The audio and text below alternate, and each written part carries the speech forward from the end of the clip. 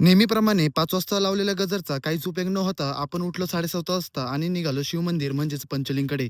तर नमस्कार मित्रांनो, आज आहे महाशिवरात्री म्हणजेच अंधकारावरच्या प्रकाशाचा विजय म्हणजेच महाशिवरात्री.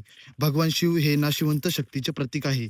नाशिवंत शक्ती म्हणजे जी शक्ती कधीही संपत नाही, जी अनंत आहे. तर मित्रांनो, तुम्हाला एक गोष्ट माहिती का? भगवान शिव यांना ब्रह्मांडाचा संहार करता म्हटलं जातं.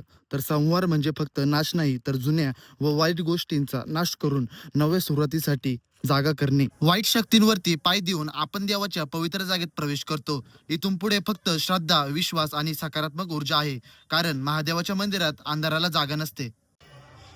तर मित्रांनो, आज मंदिरात आलो होतो. देवाच्या पाया पडल्यानंतर मला 5 रुपयाचा सिक्का भेटला आहे. मला वाटतं दहीशक्तीचा लाभ होणार आहे मला. हर हर महादेव. हर हर महादेव.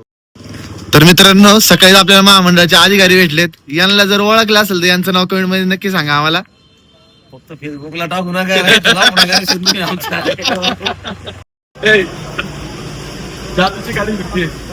तर कसं वाटतंय गोडा लागल्याबद्दल? आम्हाला नाही लागलं, तिकडे लागतोय ना. तिकडे खूप मस्त वातावरण झाले आमचं, एकदम फ्रेश फ्रेश. तर मित्रांनो, तुम्हाला सांगतो आता उपवास कशाला म्हणतात ते. आपण उपवास पकडतो, हा खूप चुकीच्या पद्धतीचा उपवास आहे. तुम्हाला सांगतो ना माझा. लाला इधर आ रे, 1 मिनट इधर आ. तुम्हारे में उपवास कैसा रहता है एक बार बता. हमारे में उपवास रहता है 4-5 बजे खाना, रात का समय फिर 6 बजे से मिलता है। दूसरे दिन हाँ, दिन भर कुछ नहीं खाने का. नहीं, कुछ नहीं उपवास का खाने खाते क्या कुछ खिचड़ी, साबुदाना वड़ा, नहीं, कुछ नहीं खाने का। फिर सिर्फ पानी. हाँ, तूने पकड़ा है कभी उपवास? अरे मैं 2 मिनट नहीं खाता, नहीं खाएगा तो मर जाएगा मैं। कुठे चालल्या? अरे पकम लगा, पकम लगा. हाँ?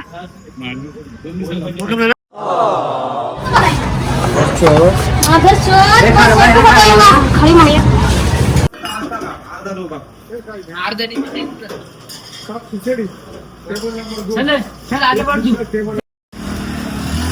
राजू भाऊ काय म्हणता?